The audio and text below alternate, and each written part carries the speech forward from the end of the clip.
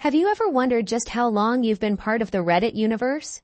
Maybe you were there when our place took over the internet, or perhaps you only recently discovered the magic of deep dive discussions, meme wars, and legendary AMAs.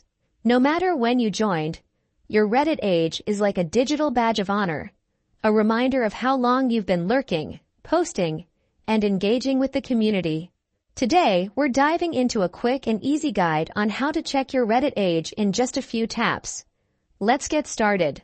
First, open the Reddit app on your phone or visit the Reddit website on your browser.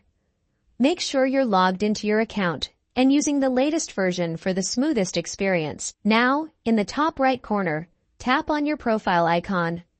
This will take you straight to your profile page where all your Reddit history lives. Right below your avatar, you'll find a section that shows Reddit age, usually displayed in years and months. That's it. This little number represents the time you've spent exploring communities, engaging in debates, laughing at memes, and maybe even collecting karma like a pro. And there you have it.